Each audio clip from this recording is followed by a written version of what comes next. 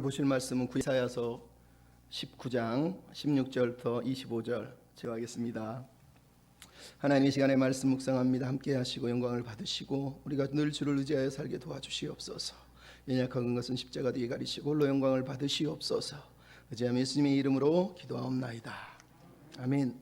사람이 살아가는데 가장 중요한 거를 여러 가지를 될 수 있지만 그 중에 하나가 지혜가 아닌가 하는 생각이 듭니다. 인생에서 지혜가 있느냐 없느냐에 따라서 삶은 참 많은 것들이 변하는 것 같습니다. 옛날에 어느 아주머니가 혼자 아이 셋을 키우면서 여인숙을 하게 됐는데 너무 힘들게 사는데 어느 날 손님 2명이 왔는데 엄청나게 큰 돈 보따리가 있는데 그거를 맡기면서 우리 둘이 지금 멀리 일을 보러 가는데 이 돈 보따리를 잘 간수해 주십시오. 혹시나 우리 둘 중에 한 명이 와서 돈 보따리를 달라고 그러면 절대 주지 마시고 둘이 왔을 때만 주십시오. 이렇게 얘기를 한 거예요. 그리고 두 사람이 떠났어요. 근데 얼마 안 있다가 한 사람이 막 엎집어 뛰어가가지고 아주머니 급한 일이 생겼다고 돈 보따리를 달라는 거예요. 근데 이 아주머니가 너무 급해가지고 그냥 큰일 난 줄 알고 돈 보따리를 줘버린 거죠. 주고 나서 떠난 다음에 아차! 둘이 같이 왔을 때 줘야 되는데 이거 어떻게 된 거지? 그게 근심이 되는 거예요. 아이고, 다른 사람이 와가지고 나한테 이제 해코지하고 고소하면 어떡할까? 난 이제 죽었다, 큰일 났다. 이런 그날부터 그냥 근심이 쌓여가지고 벌벌벌 떨면서 살 힘을 잃고 막 두려워하는 거죠. 근데 그 여인숙의 장기 투숙하는 한 사람이 얼굴이 계속 근심하고 있는 이 여인을 보고 왜 그러십니까? 그랬더니 자초지종을 쭉 얘기를 해줍니다. 그랬더니 그분이 그런 얘기를 합니다. 뭘 그렇게 걱정하십니까? 나중에 한 사람이 찾아와서 달라고 그러면 두 사람이 오면 주기로 약속했지 않냐고. 두 사람이 오라고 그러면 주겠다고 그렇게 얘기하라는 거예요. 아, 맞지. 그래서 두 사람이 오면 줘야 되는구나. 한 사람이 오면 안 주면 되네. 그렇게 해결이 딱 됐다는 거예요. 자, 지혜죠, 지혜. 네. 살면서 이 사소한 지혜가 인간에게 얼마나 큰 힘이 됩니까? 근데 성경은요, 우리가 고린도전서 1장 25절 이런 데 보면 하나님의 능력과 하나님의 지혜가 항상 같이 움직인다고. 십자가를 하나님의 능력이라고도 말하기도 하고 하나님의 지혜라고 말하기도 하는 거예요.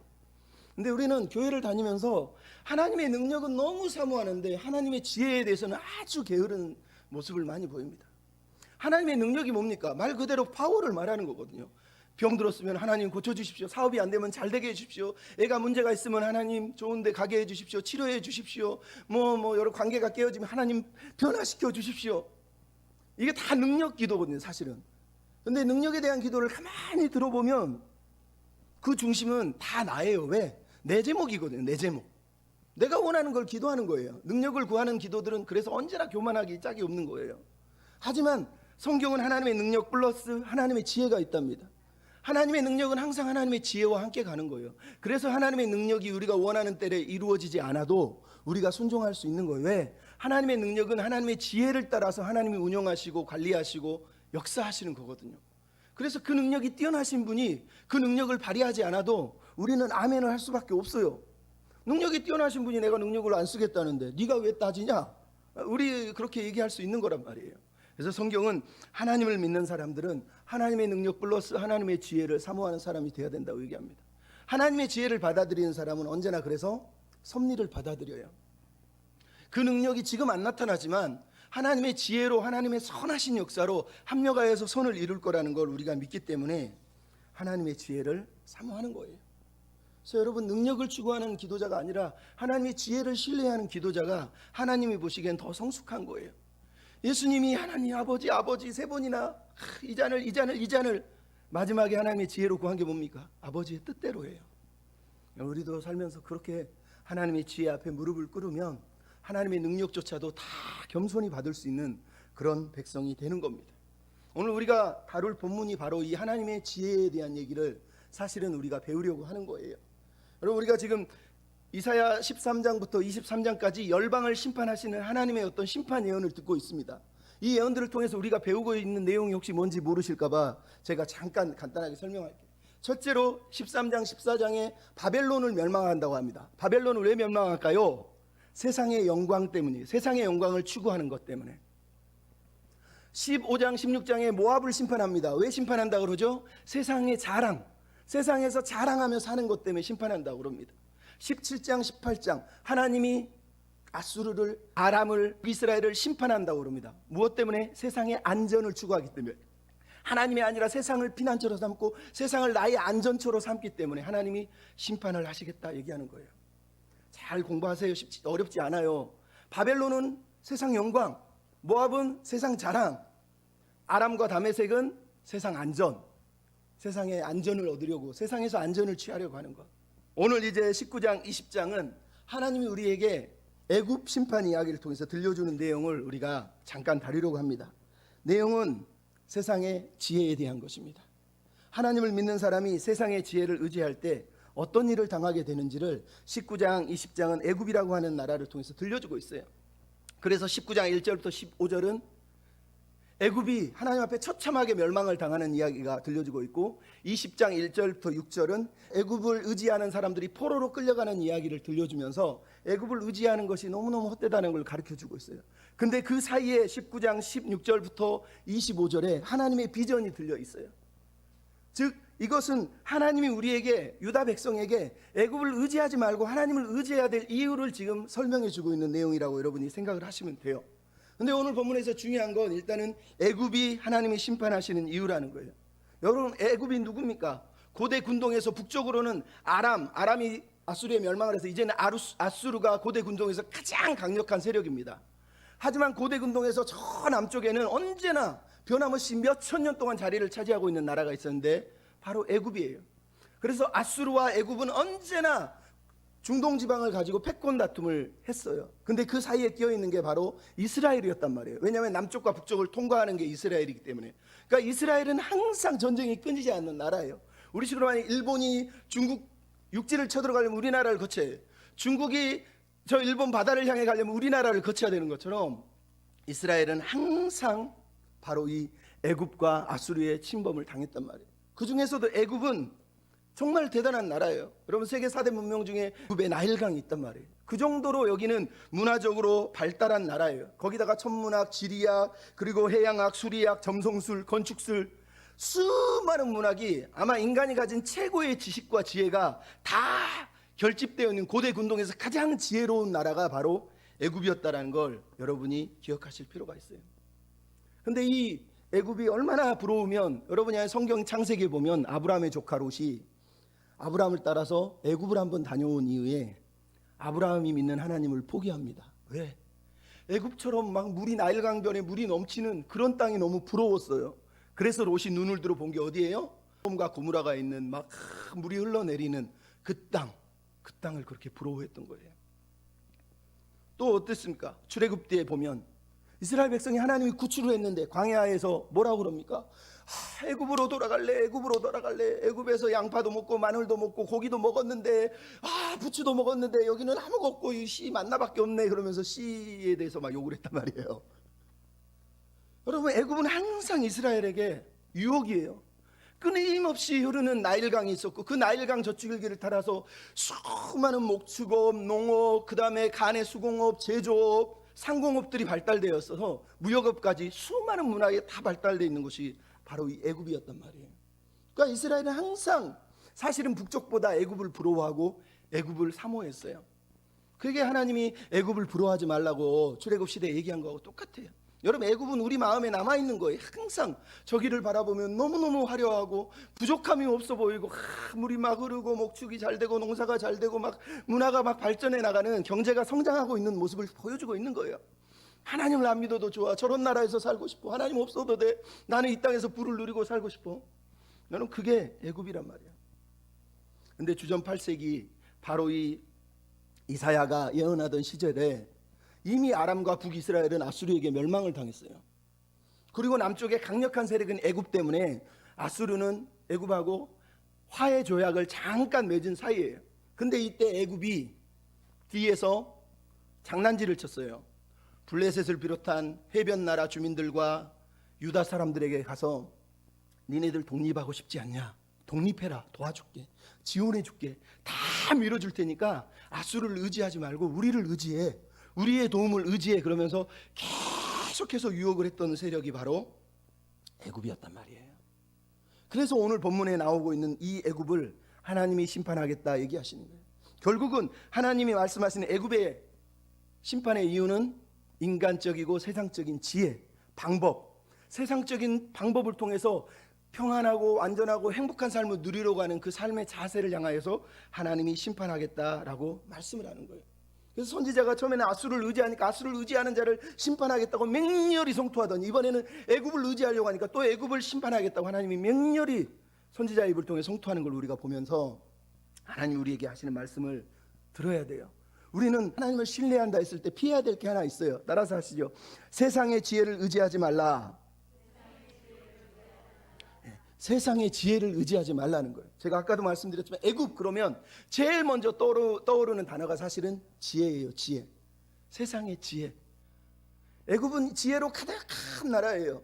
세상의 모든 지혜가 다 모여 있다고 돼요. 인간, 자연, 세상 사회에서 연구한 학문이 보고가 고대 군동의 가장 많은 도들이 여전히 이사야 시대에 남아있던 나라가 바로 애굽이었다니까요. 이런 애굽을 보면서 얼마나 사람들이 부러워했겠습니까? 야, 애굽 너무 좋다. 하나님이 애굽을 그래서 심판하겠다는 거예요. 왜? 유다가 지금 서서히 고개를 들어서 애굽을 쳐다보고 애굽을 부러워하고 애굽을 의지하려 하고 있거든요. 그래서 1절에 하나님이 애굽에 대한 경고다 그러면서 뭐라고 그러시오? 빠른 구름을 타고 하나님께서 빠른 구름을 타고 임하신다 그러면서 하나님이 구름 타고 임하시는 분이라고 얘기하고 있어요. 여러분, 구름 타고 임하신다는 얘기는 두 가지 의미가 있어요. 하나는 천지를 창조하셔서 비를 다스리시는 하나님이란 뜻이에요. 나일강에 물이 범람했을 때 자기들은 이게 자기들의 신이 도와주는 건 줄 알았지만 하나님은 지금 하나님 당신이 오셔서 이 비를 관장하는 신이 애굽의 나일강을 향해서 이제 저주를 할 거란 내용이 나오는 거예요. 즉 하나님이 창조주라는 얘기를 하는 거예요. 또 하나는 빠르게 구름이 움직인다는 얘기는 하나님이 신속히 심판한다는 거예요. 아수르가 하루 만에 멸망한 것처럼 애굽도 이제는 빠르게 심판을 당할 거라고 얘기를 하고 있어요. 그 심판의 대상이 뭡니까? 1절에 애굽의 우상들과 애굽인의 마음이라고 얘기하고 있는 거예요. 애굽인의 우상과 애굽인의 마음, 즉 그들이 기대하고 유다가 항상 부러워했던 그 애굽의 우상들, 저 우상들 때문에 저들이 잘 사는 거야. 그들의 마음, 저들의 지혜 때문에 저들이 너무너무 잘 사는 거야. 우리는 부족해서 못 사는 거야. 이런 애굽의 우상과 애굽의 지혜들 향해서 하나님이 심판을 하겠다 얘기하는 거예요. 그 심판의 내용을 2절부터 4절에 사회적 혼란으로 심판을 주겠다고 얘기합니다. 2절부터 4절을 보면 백성들이 서로 싸웁니다. 성읍이 서로 칩니다. 나라가 싸웁니다. 그래서 애굽이 서로 싸우고 서로 막 치다 보니까 서로가 싸워서 자중질환해서 무너져 버리고 애굽을 애굽인이 다스리는 게 아니라 포악한 왕, 잔인한 주인이 애굽을 다스리게 된다고 4절에 얘기를 하고 있어요. 실제로 애굽은 그래서 주전 8세기 이사야가 다스리던 시절에 구스족이 애굽을 통치하는 구스 왕조가 들어서게 돼요. 그래서 우리가 이사야를 보면 갑자기 이 애굽 이전에 구스 이야기가 나오고 20장에 보면 구스가 또 나오는 걸 보게 돼요. 왜? 애굽의 통치자가 구스였다는 거예요. 그래서 하나님이 이들을 심판하겠다고 얘기를 하고 있잖아요. 인간의 계획으로, 인간의 마음으로 모든 걸 다 이룰 수 있다고 믿었던 애굽을 향해서 하나님이 사회적 혼란을 통해서 심판을 해버렸더니 무슨 일이 벌어집니까? 3절에 보니까 술객들과 마술사들과 그 외의 수많은 요술객들에게 이걸 해결해 달라고 주문을 합니다. 우상도 마술사도 신접한 자도 요술객들도 그 누구도 이 문제를 해결하지 못하고 있다는 거예요. 여러분, 세상에서 가장 지혜롭고 가장 많은 우상이 있고 모든 신들이 모여있는 이 나라가 하나님이 심판을 내리니까 그 어떤 우상도, 그 어떤 신접한 자도, 영매 들린 자도, 그 어떤 마술사도, 그 어떤 요술사도, 점성술사도, 천문 지리를 연구하던 그 당시 점성술사예요. 우리식으로 마술사가 아니에요. 학자들이야, 학자들. 그 머리 똑똑한 사람이 별을 보고 점을 치면서 모든 걸 판단했던 사람들이 하나님의 심판 앞에 아무것도 할 수 없는 처지에 이르렀다는 얘기를 하고 있어요. 두 번째 심판이 바로 5절부터 10절에 나와요. 나일강에 가뭄이 들게 해서 경제적인 혼란을 일으키게 했다는 거예요. 여러분, 그래서 5절부터 10절의 내용을 가만히 보시면 무슨 얘기가 나옵니까? 나일 강물이 말라버렸다는 거예요. 거기서 악취가 난다는 거예요. 여러분, 출애굽 시대에 내용은 틀리지만 무슨 일이 보여요? 하나님이 나일강을 손대시니까 피가 들어가니까 악취가 나가지고 사람들이 물을 못 마시고 사람들이 죽어갑니다. 똑같아. 하나님 지금 심판을 하시고 손을 흔드시니까 나일강에 악취가 납니다. 근데 재밌죠? 아까도 말씀드렸지만 나일강은요 애굽의 젖줄이에요. 그 옆에는요 목축업자들이 목축을 하고 그 옆에는 그 물을 받아서 관계수로가 너무 잘 돼서 수로에서 물을 받아서 농사를 짓고요. 그 물로 세마포를 짜고 말을 짜서 파피루스 같은 종이를 만들고요. 제조업이 성행하고 상공업이 성행해서 무역이 성행했던 이유가 그거예요. 근데 애굽의 물을 딱 하나님이 말리시니까 무슨 일이 벌어집니까? 목축업자들이 울부짖습니다. 농사짓는 사람이 울부짖습니다. 제조업자들이 울부짖습니다. 그래서 마지막에 뭐라고요? 품꾼들이 울부짖으면서 괴로워하고 있다라고 얘기를 하고 있단 말이에요. 품꾼들이 마음이 근심한다고 10절에 말을 하고 있는 거예요. 여러분, 하나님이 이렇게 애굽을 심판해 버리겠다고 말씀하시는 거예요. 마지막 세 번째 심판이 뭡니까? 정치적인 혼란이에요. 11절부터 15절에 보면 하나님이 심판을 하는데 소안의 방백, 어리석었고 바로의 가장 지혜로운 모사들, 옛 왕의 후예들이라 하는 사람들이 이 심판 앞에 쩔쩔매면서 어찌할 바를 모르고 있다고 얘기를 하는 거예요. 소안과 노비라고 하는 이 도시들은 애굽에서 가장 오래된 옛 수도가 있는 도시들이기 때문에 거기에서 정치하는 사람들은 그 나라에서 제일 똑똑한 지혜로운 사람들이라고 인정받는 통솔력과 관찰력과 통찰력을 가졌던 사람들이에요. 근데 지금 그래서 나오는 거예요. 소안의 방백들과 노베 방백들이 어리석어져서 어찌할 바를 모르고 있다고 얘기를 하는 거예요. 여러분, 이게 하나님이 하시는 심판이었다는 거예요. 리더들이, 그 똑똑하고 믿었던 리더들이 하나님이 심판을 하니까 그 누구도 이 문제를 해결하지 못합니다. 오히려 그들은 어리석었고 우둔하고 미혹해서 애굽을 그릇된 길로 끌고 가버렸다는 거예요. 그래서 15절에 머리부터 꼬리까지 종려나무부터 갈대까지 위에서부터 아래까지 모두가 다 바보가 돼가지고 하나님의 심판 앞에 멸망을 당한다, 이렇게 얘기를 하고 있는 거예요. 여러분, 그런데 이 내용 중에 가장 중요한 내용이 어디 들어있습니까? 하나님이 지금 애굽에게 물어보시는 내용이 12절에 나오죠. 너희 지혜로운 자가 어디 있느냐는 거예요. 11절 12절에 계속 반복하는 거예요. 지혜, 지혜, 지혜. 그것이 어리석었다는 거예요. 여러분, 하나님이 애굽을 심판하시는 가장 주된 목적은 세상의 지혜를 자랑하는 애굽이에요. 그들이 가진 지혜, 그들이 가진 자연과 인간과 세상에 대한 그 학문적인 통찰력이 그들을 부유하게 했다 믿었고, 유다조차도 애굽의 학문만 가지면, 애굽의 지혜만 가지면 우리가 정말로 행복하게 살 수 있을 때, 그러면서 애굽을 부러워했단 말이에요. 근데 하나님이 만군의 여호와께서 오셔서 심판하시면서 뭐라고요? 너희 지혜로운 자들이 어디 있느냐는 거예요. 여러분, 세상에서 아무리 지혜를 자랑해도 하나님의 심판이 들어가니까 그 지혜가 무용지물이 됐다는 걸 우리에게 보여주는 거예요. 유다 사람들한테 얘기하는 거예요. 저 지혜가 부럽냐? 저 나라가 자중질환된 저 사람들의 지혜, 저 무기력한 지혜가, 농사가 다 무너져가고 목축어 그 제조업이 무너져가는 저 지혜가, 리더들이 바보가 되고 우둔해가지고 판단력도 없어가지고 저렇게 헤매는 저 지혜를 너희들이 부러워해서야 되겠느냐? 라고 하나님이 지금 말씀하시는 거예요. 결국은 하나님이 말씀하시는 건 더 이상 세상 지혜를 부러워하지 말라는 거예요. 부러워하면 어떻게 된다고요? 너희들도 애굽처럼 수치를 당한다는 거예요. 그래서 두 번째 얘기하는 겁니다. 따라서 합시다. 세상의 도움을 추구하지 맙시다. 네, 20장 1절부터 6절의 내용이 애굽을 의지했을 때 나오는 결과예요. 애굽을 의지했을 때 무슨 일이 벌어질까요? 이 때는 역사적인 때를 20장 1절에 설명하고, 사르곤 왕이 아스돗을 치더하던 해래요. 주전 711년을 말하는 거예요. 이때는 아수르의 사르곤이 애굽을 자꾸 바라보고 있는 아스돗에 쳐들어와서 아스돗을 공격해서 무너뜨려 버린 때예요. 그런데 이 때를 보여주면서 그들이 바수르 포로로 끌려갈 때 옷을 벗기고요, 벌거벗은 모습으로 끌려갔대요. 그런데 하나님 지금 이사야에게 예언, 행동 예언이라고 하는 걸 시키셔요. 뭐라고 그러죠?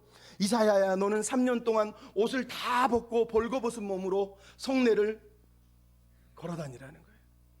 여러분, 하나님이 말씀을 받은 선지자들은요, 우리가 생각하는 영광을 그렇게 많이 못 누렸어요. 호세아는요, 가늠한 여인하고 결혼했어요. 여러분, 에스겔은요, 에레미야는요, 토굴 속에 갇혀서 살았어요. 여러분, 오늘 본문에 나오는 이사야는 3년 동안 옷을 벗고 돌아다녔다니까요. 옷을 벗었다는 얘기가 어떻게 나옵니까? 볼기까지 드러내고 4절에 나오죠. 포로로 끌려간 사람들은 볼기까지 다 드러내고 끌려갔다는 거예요. 이사야가 진짜로 다 벗겨졌는지 우리는 모르지만 중요한 건 그가 3년 동안 벗은 몸을 하고 이스라엘 유다 땅을 계속 돌아다녔다는 얘기예요. 왜 그렇게 했다고요? 애굽의 수치란 말이에요. 애굽을 의지하는 사람들이 그렇게 포로로 끌려가면서 옷 벗김을 당해서 끌려갔단 말이에요. 그래서 선지자 이사야가 말하는 거예요. 너희들도 애굽을 의지하면 너희들도 옷을 다 왈가닥 다 벗겨가지고 수치를 당해서 끌려가게 만들 거라고 지금 말씀을 하고 있는 거란 말이에요. 그래서 끌려가는 사람들을 소문을 듣고 20장 6절에 사람들이 뭐라고요? 우리가 어찌 능히 이 심판을 피하리요 하면서 벌벌벌 떠는 거예요. 지금 선지자가 유다에게 얘기하는 거예요. 너희들 애굽 더 이상 의지하지 마. 너희가 애굽을 자꾸 경고했는데, 애굽을 심판한다는 말씀을 들었는데도 애굽을 의지하면 너희들도 옷을 다 벗겨서 애굽 아스돗 주민들처럼 옷이 다 벗겨져서 끌려가게 될 거야 라고 말씀을 하고 있는 거란 말이에요. 여러분, 하나님을 믿는 사람들이 믿기 때문에 당하는 고난도 있지만 하나님을 믿으면서 자꾸 세상을 의지하기 때문에 당하는 수치들도 있어요. 그 수치가 우리의 삶 가운데 있을 수 있다니까요. 그래서 우리는 항상 기도해야 돼요. 하나님, 더 이상 롯이 부러워했던 저 애굽을 부러워하지 않게 해주십시오. 하나님, 더 이상 우리가 저 세상을 바라보고 부러워하고 살지 않도록 도와주시옵소서. 여러분, 이렇게 기도해야 되는 거예요. 그럼 오늘 본문의 선지자 이사야를 보십시오. 하나님의 말씀이 3년 동안 너 옷 벗고 다녀 그랬더니 바로 2절에 뭐라고? 그가 그대로 행했다는 거예요. 그대로 행했다는 거예요. 우리는 선지자들의 삶을 들으면 참 부끄러워집니다. 어떻게 저 사람들은 저렇게 살았을까? 저는 그렇게 못 살 것 같거든. 옷 벗고 3년을 어떻게 다니지? 나는 못할 것 같은데. 그런 생각이 들더라고요.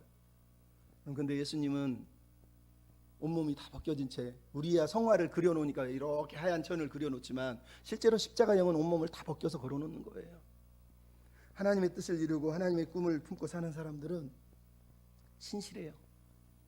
세상 그렇게 안 부러워합니다. 너 그거 내려놔 그러면 그냥 내려놓고요, 너 벗어 그러면 벗어버리는 거예요. 안 벗으면 어떻게 됩니까? 우리가 알잖아요. 사울 왕이 임금이 되는데 까부니까 하나님께서 사울이 사무엘 찾아갔더니 옷을 홀라당 벗겨놓고 빨개 벗고 춤을 추면서 예언을 했다고 나오잖아요. 사울의 인생에 2번이나 옷을 벗습니다. 하나님의 말을 안 들으니까 하나님의 옷을 벗겨버린 거거든요.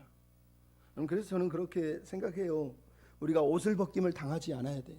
차라리 우리가 스스로 옷을 벗고 다윗처럼 옷을 벗고 춤을 추는 게 하나님이 기뻐하는 삶이지, 나 이거 좋아요, 싫어요, 이거 내 거예요, 그래서 벗김 당하면요 부끄러운 거예요. 우리는 그래서 선지자들을 보면서 우리의 삶을 돌아보고 우리는 어떤 사람이 되어야 될까, 이런 생각을 해야 돼요. 여러분, 유다가 뭘 했다고요? 5절 6절에 보십시오. 유다가 바라던, 자랑하던, 믿던, 도움을 구하던, 벗어나기를 바라던, 이게 아스돈만이 아니라 그 당시 해변 주민들만 아니라 유다가 가졌던 마음이, 유다가 애굽을 보면서 애굽을 도와줄 것을 바랬고 자랑했고 믿었고, 애굽이 우리를 벗어나게 해주겠지, 애굽이 우리를 도와주겠지 해서 바라고 믿고 구했던 그 단어들 3개가 나와요. 신뢰, 도움, 구원이라는 3 단어가 나오고 있어요. 여러분, 하나님은 지금 나를 신뢰하고 나의 도움을 구하고 나를 의지하고 살라고 얘기를 하는데, 내가 구원해 주겠다고 말하는데, 유다는 여전히 세상의 지혜를 신뢰하고 세상의 지혜를 도움을 구하고 세상의 지혜를 통해서 구원을 얻고 싶었다는 얘기를 지금 우리에게 들려주고 있단 말이에요. 그래서 하나님 말씀하시는 거예요. 더 이상 세상의 지혜를 사모하지 마라. 수치당한다, 수치당한다. 하나님의 지혜를 바라고 하나님의 지혜 안에 사는 법을 배워라, 이렇게 우리에게 말씀하는 거예요. 그럼 옛날에 탈무드에 이런 예화가 있어요. 어떤 랍비가 나귀에 짐을 싣고 여행을 갑니다. 먼 목적지를 가면서 기도합니다. 하나님, 부디 내가 원하는 목적지에 잘 도착하게 해주십시오. 그리고 그 목적지에 다가오는데 해가 너무 빨리 져가지고 도저히 앞이 안 보이고 어두워서 가지를 못하고 숲에서 잠을 자려고 합니다. 근데 갑자기 촛불을 켰는데 바람이 어디서 불었는지 샥 불어가지고 등불이 쏟아져가지고 기름이 다 흘러서 불을 못 피고 불이 딱 꺼져버립니다. 땡그랑 소리에 놀라가지고 타고 왔던 나귀가 막 도망가 버립니다. 이런, 내일 아침에 뭘 타고 가나 그러고 있는데, 이제 이 사람은 아침만 되면 닭이 한 마리 있어서 닭이 자기를 깨워줬어요. 그래서 닭 한 마리를 늘 품고 왔는데 닭이 말이 윙 하는 소리에 놀래가지고 닭 도망가 버린 거예요. 결국은 자기가 가지고 있던 3가지가 다 없어져 버렸어요. 촛불도 사라지고 나귀도 사라지고 닭도 사라진 거죠. 아이고 모르겠다 그러고 그냥 잠들었어요. 그리고 그 다음날 눈을 떠서 보니까 자기가 마을 근처에 거의 다 와 있었던 거예요. 내가 원하는 목적지에 이미 왔었네. 근데 가까이 가보니까 마을에서 모락모락 힘이 나요. 뭐였다고요? 그날 밤에 산적들이 쳐들어와서 그 마을을 초토화시켰던 거예요. 랍비가 생각한 거예요. 내가 만약 그때 촛불이 안 꺼졌으면, 내가 나귀가 있어가지고 힝 소리를 또 냈으면, 내가 닭이 있어가지고 아침에 꼬껴꼬껴 했으면 나는 죽었겠구나. 나는 죽었겠구나. 하나님 이걸 다 뺏어가신 이유가 있었구나. 그러면서 하나님, 내게 하나님이 지혜를 통해서 응답해 주셔서 감사합니다, 이렇게 기도를 했다는 거예요. 여러분, 우리가 이런 것 같아도요, 하나님의 지혜는 우리가 생각하는 것보다 더 놀라운 은혜를 주시는 거예요. 그래서 여러분, 우리는 세상 지혜를 의지하면 안 됩니다. 결국은 우리가 붙들어야 될 게 뭐겠습니까? 하나님의 지혜를 사모해야죠. 따라서 합시다. 하나님의 지혜를 사모합시다. 하나님의 지혜 그랬을 때 여러분이 기억해야 될 건 언제나 가장 먼저 떠오르는 게 뭐라고요? 먼저 그 나라와 그 의를 구하라. 하나님의 지혜는요, 내 나라, 내 가족, 나의 의가 아니라 하나님의 나라와 하나님의 의를 위해서 그 지혜가 역사한다는 걸 여러분 잊어버리면 안 됩니다. 내가 그거를 잊어버리니까 자꾸 하나님의 능력을 끌어다가 내 나라, 내 왕국 이거를 추구하는 거예요. 여러분 오늘 본문 19장 16절로 25절은 애굽을 심판하고 애굽을 의지하지 마라, 세상 지혜를 의지하지 말라 하면서 세상 지혜하고 전혀 다른 하나님의 지혜를 이제 우리에게 보여주고 있어요. 그래서 16절부터 25절은 무려 5번이나 그날에를 선언하고 있어요. 이 5번은 점진적이에요. 조금씩 드러나면서 애굽을 하나님이 어떻게 구원해 주시는가, 마치 우리가 구원받는 가정을 그대로 보여주면서 우리가 앞으로 어떻게 살아야 되는지를, 애굽 사람들이 이런 나쁜 놈들이 구원받으면 어떻게 될지, 그리고 우리는 그런 마음으로 이들을 어떻게 바라봐야 될지 뿐만 아니라 우리랑 어떤 관계가 있는지를 오늘 본문이 그대로 보여주고 있어요. 첫 번째 그날이 뭡니까? 16절에 나오죠. 그날에 애굽인들이 분요와 같이 떨며 두려워할 거라는 거예요. 여러분 하나님이 임하시니까 1절 2절에 애굽인들이 막 벌벌 떨면서 마음이 녹아버렸다는 거예요. 근데 오늘 본문에 또 마음이 녹고 있어요. 다른 점이 있죠. 여러분 여호수아 2장에 보면 하나님이 광야에서 이스라엘 백성을 출애굽시켰다는 소문을 듣고 가나안 성읍들이 비웃었는데 그 중에 한 여자가 마음이 녹아서 벌벌 떨면서 와 하나님이 살아계시구나 그러면서 하나님을 받아들여요. 누구죠? 기생 라합. 여러분 분요와 같이 됐다는 건 말 그대로 이 하나님이 정말 두려운 존재구나, 진짜 살아계신 분이구나라고 하는 경외함이 그들의 마음에 들었다는 거예요. 처음에는 심판 앞에 벌벌 떠는 1절의 그 모습이라면 이제는 하나님을 두려워하고 하나님을 경외하는 마음이 그들의 마음속에 생겼다라고 얘기를 하고 있는 거예요. 그럼 그리고 나서 두 번째 무슨 일? 그날에가 18절에 나오죠. 애굽의 5 성읍이 하나님께 충성 맹세를 한다는 거예요. 여러분 애굽은 온갖 우상의 도시 아닙니까? 근데 애굽에는 무려 3만 개 이상의 도시들이 있었는데 그 중에 5개가 하나님께 돌아온대요. 처음으로. 5개라는 이 단어는 성경에서 5을 얘기하는 게 아니라 작은 수 여럿을 얘기하는 거예요. 작은 수 여럿, 작지만 여럿이 돌아오는 걸 지금 얘기하고 있는 거예요. 그래서 5 성읍이 하나님에게 돌아오고 있다라고 오늘 본문 우리에게 설명을 하고 있대요. 그냥 돌아오지 않고 뭘 했다고요? 가나안 방언을 한대요. 여기서 가나안 방언은 히브리어를 말하는 거예요. 즉 이 5 성읍이 하나님께 충성 맹세를 하고 우리는 하나님을 섬기겠습니다 그러면서 하나님이 너무 알고 싶어서 이 돌아온 애굽인들이 히브리어로 하나님의 뜻과 말씀을 배우고 있는 것을 우리에게 지금 상상하게 해주는 거예요. 그들 5 성읍이 하나님께 돌아와서 성경을 배우고 있는 거예요. 하나님의 마음이 알고 싶어서, 하나님의 뜻이 알고 싶어서. 말이 됩니까? 거기다가 마지막에 멸망의 성읍이라고 하는 단어가 18장에 나와요. 여러분 이 단어를 보면 한글 여러분 성경에 보면 맨 밑에 각주가 있는데 태양의 성읍 이렇게 써 있을 거예요. 태양의 성읍. 여러분 이게 무슨 말인 줄 아세요? 여러분 애굽에서 가장 중요한 도시가 바로 태양신 레를 섬기는 도시라고 그래요. 그래서 거기를 태양의 도시라고 부릅니다. 여러분 하나님이 10재앙을 선포했을 때 마지막 2번째 재앙이 뭐예요? 흑암 재앙.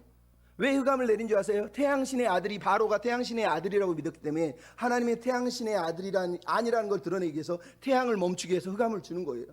그리고 마지막에 장자를 뺏어가서면 네가 태양신 아들이야 웃기지 마 그러면서 장자를 죽여버리는 사건이 나온단 말이에요. 즉 여기 멸망의 성읍이라는 얘기는 그동안에 태양신 레가 애굽을 통치한다고 믿었던 최고의 신이라고 믿었는데 그 성읍이 멸망의 성읍이 된다는 거예요. 즉 더 이상 태양신을 의지하지 않고 하나님을 의지하는 사람들이 돌아오고 있는 것을 우리에게 보여주고 있는 거예요. 멸망의 도시가, 우상의 도시가 이제는 하나님께로 돌아온 이야기를 우리한테 들려주고 있죠. 그리고 세 번째 나오는 게 뭐예요? 이 19절 22절에 그날에 그러면서 이제 놀라운 이야기가 들려줍니다. 여호와를 위하여 거기에 제단이 생기고 기둥을 쌓고 징조와 증거가 되리니. 여호와를 위하여라는 단어가요, 여호와를 위하여만 3번이 나오지만 이 짧은 구절에 여호와라는 단어가 무려 10번 정도 등장하고 있어요. 등장. 22절, 19절부터 22절에요. 놀랍지 않습니까? 애굽에 제단이 있대요. 여러분 애굽에 하나님을 위한 기둥이 있대요. 여러분 제단과 기둥이 어디서 나오죠? 야곱이 아버지를 피해 도망가다가 베델에서 하나님을 만나고 나서 거기에 돌기둥을 세우고 마체바 제단이라고 부르잖아요. 여호수아 시대에 요단 동편에 사는 세 민족이 가나안 땅으로 못 들어오고 거기다가 요단강에다가 돌기둥을 세우고 마체바 기둥이라고 부르거든요. 둘 다 제단을 말하는 거예요. 이 제단은 우상의 제단이 아니라요, 하나님 내가 당신에게 충전합니다, 내가 당신에게 충성합니다, 당신의 백성입니다라는 신앙 고백으로 세운 제단을 말하는 거예요. 5 성읍이 돌아오고 나서 이집트는 사람들이 여기저기서 제단을 쌓고 기둥을 쌓고 야곱처럼 아브라함처럼 다른 곳보다 제단을 쌓으면서 하나님께 돌아오는 얘기를 들려주고 있어요. 더 놀라운 건 뭐예요? 하나님이 구원자를 보내셔서 그들이 부르짖을 때 그들을 건져주시겠다고 말하고 있어요.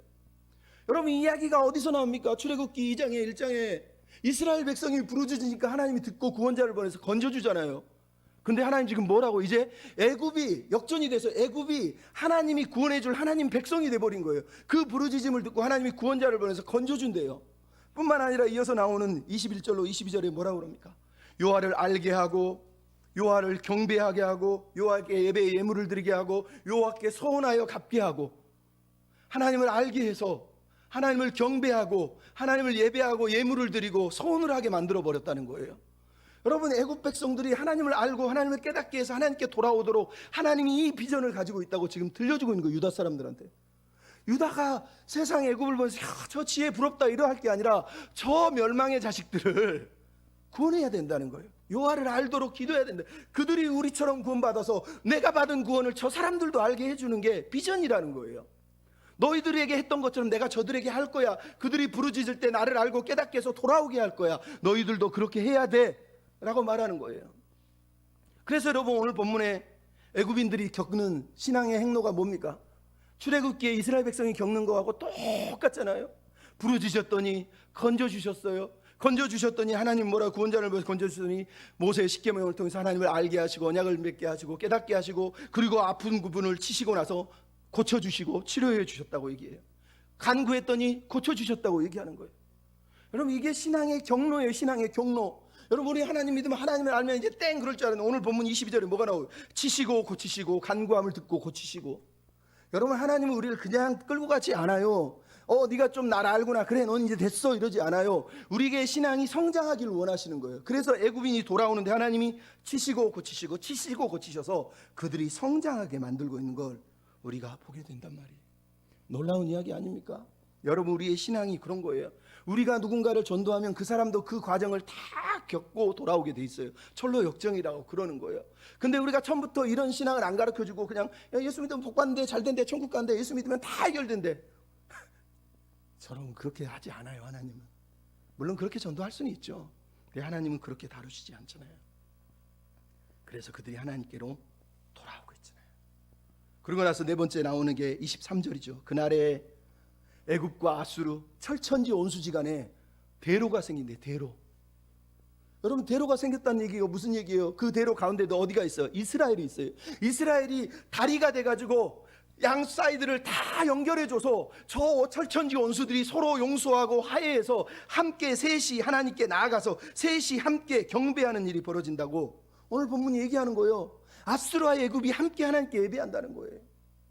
함께 예배할 뿐만 아니라 마지막 5절 24절 2절에 뭐라고 그럽니까? 너희 셋이 더불어 복이 될 것이다. 마지막 그날의 내용이에요.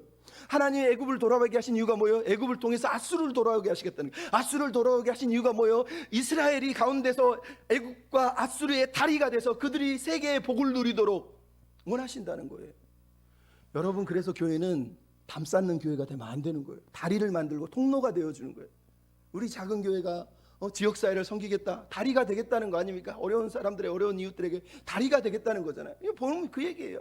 여러분, 이스라엘에게 꿈을 주는 거예요. 너희들 저 세상 애굽을 부러워하고 저 힘 있는 아수르를 부러워하면서 그게 전부라고 믿고 살지 마라. 내 백성은 내 꿈을 꿔야지. 내 꿈이 뭔지 아느냐? 저 애굽도 저 아수르도 철천지 원수들도 서로 만나서 하나님을 알고 경배하고 예배하고 성장하면서 회개하고 돌아오도록 너희가 다리가 되어줘.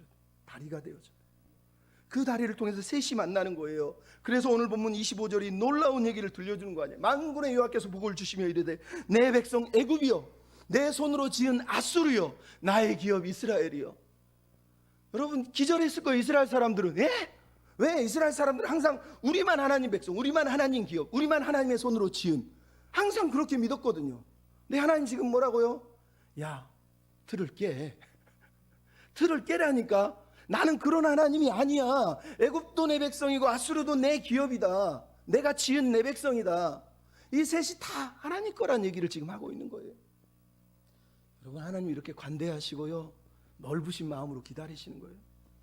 근데 여러분, 하나님의 교회를 믿는 사람들이 세상 지혜를 사모하고 세상 사람보다 더 높은 바운다리 담을 쳐가지고 교회가 담벼락을 세워놨어요. 교회 안에 아무도 못 들어오고 자기들끼리 모여서 클럽을 만들어서 로타리 클럽처럼 그렇게 끼리끼리 모여서 하나님을 섬기면 되겠습니까? 교회는 담을 터야 돼요. 우리 카페를 만들어 놓은 것처럼 누구나 와서 일단은 문화에 적응하고 하나님을 만날 수 있는 다리가 되는 게 하나님이 꿈꾸시는 교회란 말이에요. 이 비전이 어디서 나옵니까? 하나님이 아브라함을 불러서 12장 1절 2절 창세기 12장 1절 3절에 나오잖아요. 내가 너를 만민의 복이 되게 해서 모든 민족이 너로 인해서 복을 받게 하겠다는 거예요. 하나님은 지금 애굽 심판을 얘기하고 애굽을 의지하지 말라고 말하면서도 여전히 하나님의 꿈은 그거예요. 나는 애굽을 멸망시키고 싶은 게 아니라 저 애굽도 저 아수르도 다 내 백성이 됐으면 좋겠다. 너희들이 내 비전을 가지고 다리가 돼서 저들을 건져오면 안 되겠니? 저들을 끌어오면 안 되겠니? 저 원수들이 하나가 돼서 회개하고 서로를 용납하는 그런 삶을 살게 해주면 안 되겠니? 여러분, 하나님이 우리에게 던지시는 도전이 도전. 그래서 오늘 우리가 이 본문을 읽으면서 첫째는 우리는 무엇을 누구를 신뢰하고 의지해야 됩니까? 세상의 지혜? 아니요. 그건 썩은 동아줄이에요. 썩은 동아줄이에요. 우리 다 알잖아요. 정권이 바뀌고 권력이 바뀌면 그 권력자들 다 추풍낙엽처럼 떨어져 나갑니다. 돈 있는 사람요, 엄청 돈 많아도요, 이 모씨 같은 사람 돌아가실 때 그 엄청난 돈도 자기 몸의 아픔을 치료 못하고 돌아가시잖아요. 많이 나이도 안 먹었지요. 여러분, 장례식 가보십시오. 화려하게 장례식 치르는 데도 있지만 어느 데는 장례식장 어떤 목사님이 갔더니 저기서 막 싸우고 난리, 보니까 형제들이 막 유산 가지고 싸우고 장례식장이 아주 그냥 싸움 난장판이 되더라는 거예요. 출세하면, 가지면, 높아지면 그게 행복해지겠습니까? 그게 하나님이 기뻐하는 지혜겠냐고요. 하나님은 우리에게 하나님의 지혜를 붙들고 하나님의 지혜의 백성으로 살라고 얘기하는 거예요. 능력의 백성 이전에 지혜의 백성이 되면 그 지혜를 통해서 하나님의 능력이 드러나고 나타난다고 얘기를 하는 거예요. 그럼 그 지혜가 어디에 등장합니까? 고린도전서 1장 제가 처음에 설명했잖아요. 예수 그리스도 십자가, 헬라인들에는 미련해 보이는 거예요. 이방인들에게는 어리석어 보이는 거예요. 하지만 하나님께는 십자가가 지혜였다라고 얘기하는 거예요. 그래서 사도 바울이 십자가가 하나님의 능력이요 하나님의 지혜니라라고 얘기했던 거예요. 여러분, 잠언에서 지혜가 무엇이냐? 여호와를 경외하는 것이다. 근데 이사야 11장에 여호와의 영, 지혜의 영, 여호와를 경외하는 영이 메시아 예수에게 임할 것이다 그랬. 그 예수께서 이제 지혜가 되셔서 우리의 삶의 지혜로 임하시고 우리 삶의 지혜로 역사하신다고 말씀하는 거예요. 그 지혜가 어떤 지혜라고요? 지난주에도 우리가 읊었잖아요. 너희들을 봐라. 세상에서 너희처럼 지혜가 많지 않고 능한 자가 없고 문머리 가진 자가 없고 세상에 미련한 것 같은 너희를 택하사 세상에 지혜 있는 자들을 부끄럽게 하시는 분이 하나님이라고 얘기하는 거예요. 여러분, 우리식으로 생각하면 거꾸로 해야죠. 하나님 나에게 지혜를 주셔서 세상적 지혜 좀 주세요 그래야 되죠. 근데 사도 바울은 하나님은 아니래요. 우리가 연약해서 우리가 부족해서 우리가 미련해서 오히려 하나님의 지혜가 더 잘 나타난대요. 하나님의 지혜가 우리 삶 가운데 드러나기를 위해서 기도해 주십시오. 그래서 사도 바울이 말하는 거예요. 예수 그리스도는 우리에게 지혜와 의로움과 거룩함과 구원함이 되시나니. 제일 먼저 우리가 하나님을 만날 때 지혜가 만나는 거예요. 지혜. 왜 지혜가 만난다고요? 우리 생각으로는 이해할 수 없어요. 예수 믿으면 구원받는다고, 저 십자가에 죽은 강도 같은 사람이 나를 구원해 준다고? 세상은 이해할 수 없어요. 어리석은 거예요. 그러나 하나님은 우리에게 예수를 통해서 지혜를 깨닫게 하시면 그가 우리의 의로움이 되고 거룩함이 되고 구원함이 되는 걸 깨닫게 하신다니까요. 그래서 우리는 오늘 예수를 믿는 거예요. 예수를 믿을 때 그래서 우리는 기도해야 돼요. 하나님의 지혜를 붙들고 기도하게, 하나님의 지혜를 나도 선포하며 살게 해주십시오. 하나님의 지혜의 백성이 되게 도와주십시오. 이렇게 기도해야 되는 거예요. 그럼 그 지혜의 백성들이 이 땅에 나가서 다리가 돼서 원수들을 용서하고, 우리 목사님 오늘 간증한 걸 들으면서 놀랐습니다. 여러분, 원수를 용서할 수 있습니까? 용서하려고 노력하죠. 근데 저도 아직도 용서 못한 사람 있어요. 저 그 사기꾼 도둑놈 지금도 생각하면 막 열이 받아가지고 그런 사람도 있고요. 근데 돌아보면 내가 더 잘못했는데 또 내가 살면서 잘못한 게 또 느껴지니까 나 또한 똑같네. 목사 보면 다 죄인이죠. 사는 게 죄인인 인생들이에요. 그래서 사는 게 은혜인 인생들인 거고. 그래서 우리는 은혜를 붙드는 거예요. 하나님의 지혜를 붙들고 살아가는 거예요.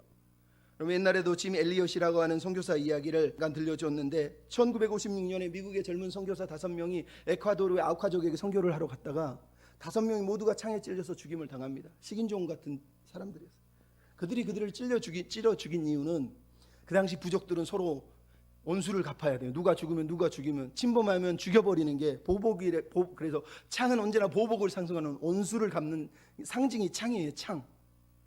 근데 이 사람들이 찔려 죽임을 당한 땅에 그 와이프들과 그리고 네이트 선교사의 누이 라헬이라고 하는 선교사와 5살 된 아이를 끌어안고 그 아우카 쪽에 계속 전도를 하고 결국은 그들에게 들어가서 그들에게 복음을 선포하게 됩니다. 5살 먹은 스티브라고 하는 네이트 선교사의 아들은 아버지가 왜 죽었는지를 모른 채 거기서 엄마 따라서 원주민을 사랑하고 막 전도하다가 나중에 커서 미국 가서 공부를 하고 엄청난 실력을 갖게 되는데, 라헬이 죽기 전에 네가 이 민족들을 섬겨줬으면 좋겠어 선교사로 부름을 받습니다. 그래서 네이트 선교사의 아들 스티브가 다시 아우카족에게 들어갑니다. End of the Spear라고 하는 창의 끝이라고 하는 영화를 보면 거기에 나와요. 스티브가 선교하러 들어가가지고 막 선교하러 하는데 아버지 얘기를 듣습니다. 자기 아버지를 죽인 원주민들이 자기 교회에 3명이 인 거예요. 그 중에 한 사람이 민카얀이, 진짜 자기 아버지를 죽였던 민카얀이라고 하는 사람이 있었어요. 그래서 그 아버지하고 너 왜 죽였냐 막 이러면서 우리 아버지 어디서 죽였어 막 이럽니다. 그래서 민카얀이가 이 아들을 데리고 그 강가에 아버지를 찔려 죽였던 자리로 데려갑니다. 그 강가에서 스티브가 민카얀이가 내가 네 아버지를 여기서 찔러 죽였다, 이 창으로 죽였다 그러면서 창을 건넵니다. 스티브가 창을 잡고 분노를 하면서 왜 네가 우리 아버지를 찔러 죽일 수 있냐, 그 사람은 너희들 구원하려 왔는데 왜 죽였느냐, 창을 찔러서 죽이려고 그럽니다. 근데 민카얀이가 놀라운 얘기를 해줍니다. 그날 그 강변에서 내가 네 아버지를 찔러 죽일 때 하늘에서 하얀 빛이 내려오면서 부활하신 예수님을 만났다. 나는 그분이 누군지를 몰랐다. 근데 너희 고모를 통해서, 그리고 남편을 잃은 여인들을 통해서, 그리고 너를 통해서 그분이 원수까지도 사랑하는 분임을 깨닫게 됐다. 그래서 복음을 받아들인 거다. 네가 날 죽여도 나는 상관없다. 내가 잘못했다. 그러면서 엉엉 울면서 회개를 하는 거예요. 스티브가 거기서 복수의 창을 내려놓습니다. 그 창의 끝이 그 사람을 죽이지 못했어요. 용서의 창이 됐어요. 용서의 사랑의 창으로 그 창을 내려놓고 끌어안습니다. 그리고 1992년에 처음으로 75명의 원주민들이 함께 모여서 신약 성경을 놓고 예배를 드리고 그 위에 수백 개의 교회가 그 지역에 세워지면서 수많은 사람들이 돌아왔다는 거예요. 저 원수를, 아버지를 죽였는데 죽여야 되는 것 아닙니까? 근데 하나님이 그 원수를 살리기를 원하셨어요. 어머니가 그 원수를 살리기를 원하셨어요. 고모가 그 원수를 살리기를 원하셨어요. 하나님이 자기 아들을 통해서 그들을 살리기를 원하셨단 말이에요. 그걸 깨닫고 스티브가 복수의 창을 내려놓고 사랑으로 그들을 품어 안아준 거예요. 우리가 하나님의 지혜를 믿는다면 십자가를 붙들고 살아야 됩니다. 목사님 말씀하신 것, 용서하고 사랑하고 힘들지만 어렵지만 안 되지만 하나님 믿습니다 기도하면서 도와주십시오 그러면서 세상의 다리가 돼서 사랑의 다리, 용서의 다리를 세워가는 그런 믿음의 백성이 되어야 되지 않겠습니까? 여기 피난처가 있습니다. 여기 주님을 위해서, 세상 사람들 위해서 하나님이 허락하신 피난처가 있습니다. 여러분 여기로 오십시오. 우리가 이렇게 증거하며 나아가는 은혜의 백성들이 다 되셨으면 좋겠습니다.